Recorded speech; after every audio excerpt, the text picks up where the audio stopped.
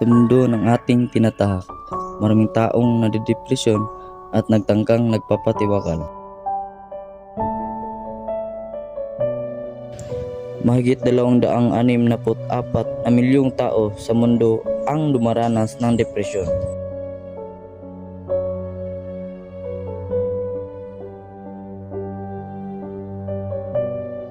Ang pagdepresyon ay hindi biro, walang sintomas, walang gamot. Problema at kalungkutan ay dinaramdam. Mga taong nais mapag-isa na nawalan na ng pag-asa.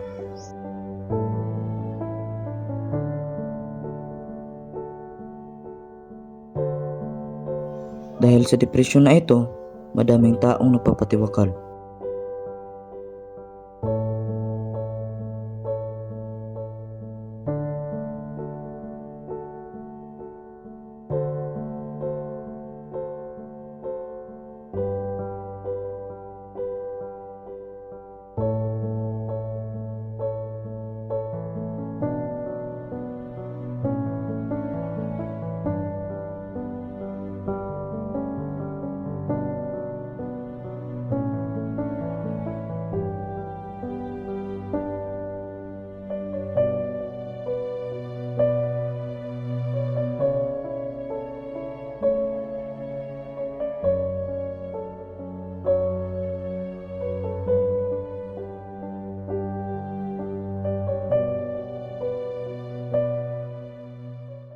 Yung mga pagsubok sa buhay, minsan ay tinadhana ng Diyos na mangyari sa iyo.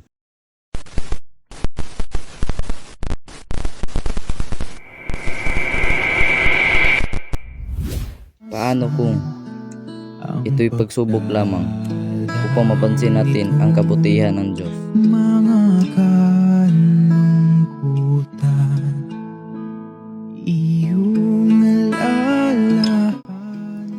Hindi natin alam na may mga tao pa palang nagmamahal sa iyo at mahalaga ka pa sa kanila. Nakamasid, laging nakabantay. Huwag kang mabalisa sa anumang Ang solusyon sa problema, kapatid, kasing lapit lang ng tuhod at ng sahig. Luluhod ka lang. Luhod ka lang pagka hirap na hirap ka na. Luhod ka, tumawag ka, may Diyos.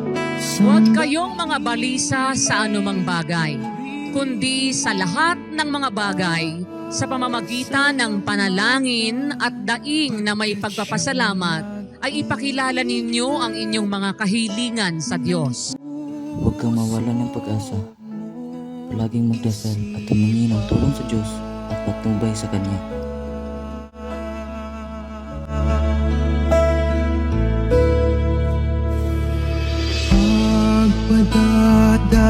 pagpadadaig kahit nalulumbay ang pag-asang tagla. Kasi kung susunod ka sa Diyos, napakalayo sa iyo ng depresyon. Ang dalisay na May mga tao pang naghihirap pa sa iyo, kaya labanan mo ang iyong depression. may Diyos na Sa kabila ng katotohanan naging biktima tayo ng lipunan, mayroon pa rin tayong kakayahang mamuhay ng maayos at malaya sa kaguluhan ng pag-iisip. mabalisa sa Piliin mong maging masaya. Ang pagpatiwakal ay hindi kalayaan, kundi nasa Diyos ang ating kalayaan. mabalisa Nakita ko na walang saysay ang pagpapakamatay. bagay.